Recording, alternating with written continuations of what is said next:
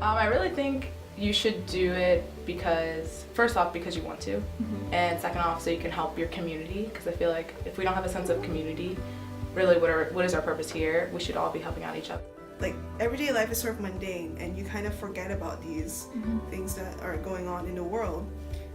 So the social action groups, the humanitarian groups, kind of remind us of this is what's currently wrong with our society, and we need to be at least aware of it and at least sort of pay attention to it in order to find some sort of or help find some sort of solution to that.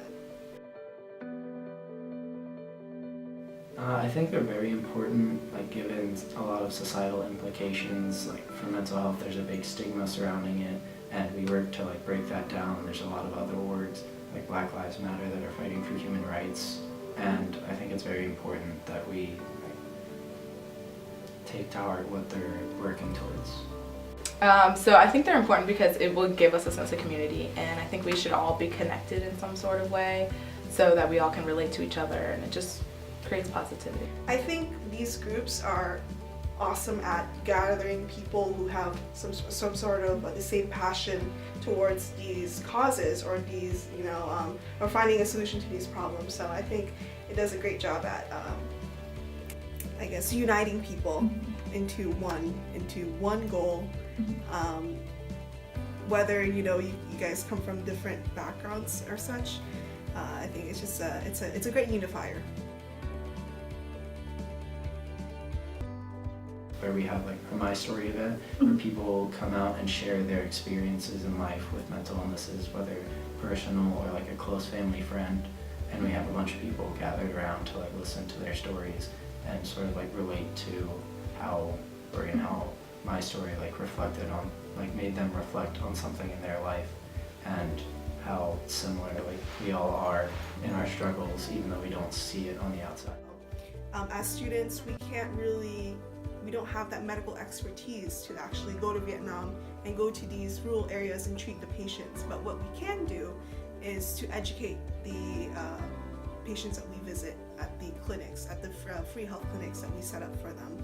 So what we focus on is any prevalent health conditions that affect those areas, such as hypertension, dengue fever, musculoskeletal problems, and dental care. What we do as students, again, we go there. Not only do we, do the doctors that come with us provide them with medical care, we as students, we provide them with the education to hopefully give them advice on how to live a better, lifestyle, or how to change their lifestyle for the better.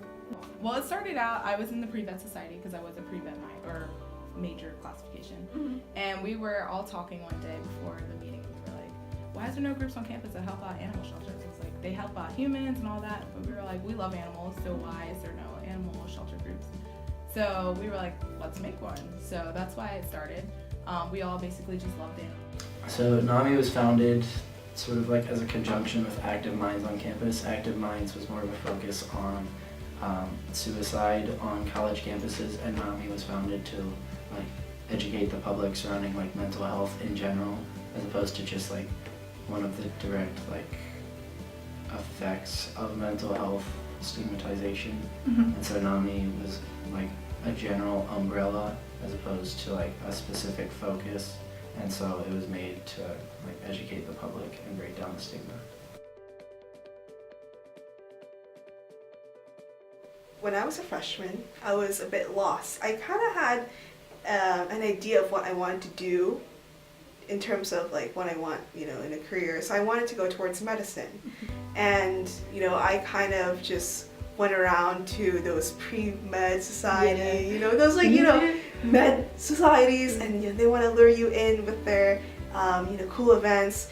And then luckily, I think the first semester that I was here, there was a group named VNMAP that was just recently founded by students who were a year older than me, and of course me being Vietnamese, and I wasn't born in Vietnam as well, so I found that it was a great opportunity for me to through VNMAP to give back to my own community, not only through locally here, but also in Vietnam through their medical mission trip. One, to help out the animals. Two, I mean, it does look good on resumes and stuff to be involved in some type of volunteer group, but I don't really do it for that. I do it more for myself and for the animals. I think there's a great sense of accomplishment once you do help them out. Like, we had a pet food drive the other week, and there was just a ton of people that came out and gave us pet food to give to them, and I just thought it was great. Like, people are actually involved in this, and they believe in the mission of animal shelters. So that's kind of why I do it, just to fulfill that. I know I'm fulfilling what they would need at the shelter. The thing about like VMAP is that people seem to think that it's only centered around helping, you know, the Asian population, but that's not particularly true. Like, we have a lot of volunteer events that help out, you know, Baltimore City. You know, it's not exclusive to Vietnamese people, and so through VMAP, I'm able to give back to my own local community. I personally love helping people, and since I've had struggles with mental health and haven't fully overcome them, it's a mental illness, it's recurring, but I've overcome some very dark times. I think I can use that to help people and further help make myself a better person in helping other people through my struggles.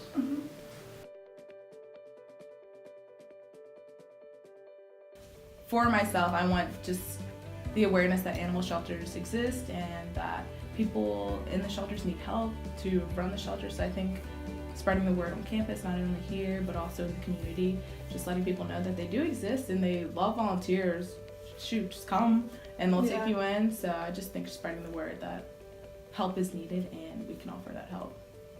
But me personally, I'm becoming more and more comfortable with sharing bits and pieces of my story, and I'm hoping to one day try and, because I want to be a teacher, I want to try and not give my story to my students, but sort of use it if I notice anything off with students, or use it within my lesson to help be more personable with my students, if that makes sense.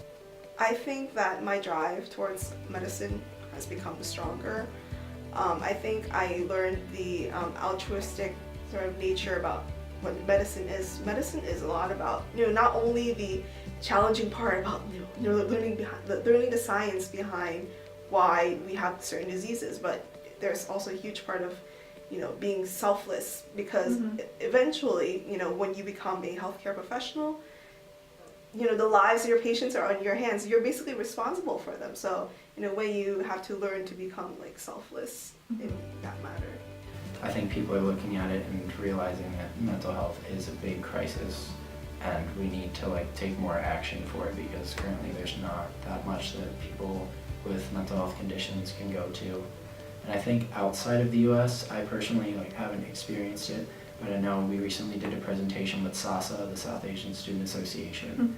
We made a video about mental health in South Asian communities, and from my other board members who are South Asian, they said that mental health is very stigmatized, and if you talk about it with your parents, then they'll just be oh no, we'll just pray to get over it, or you'll be fine, it'll blow over, stuff like that. And I think that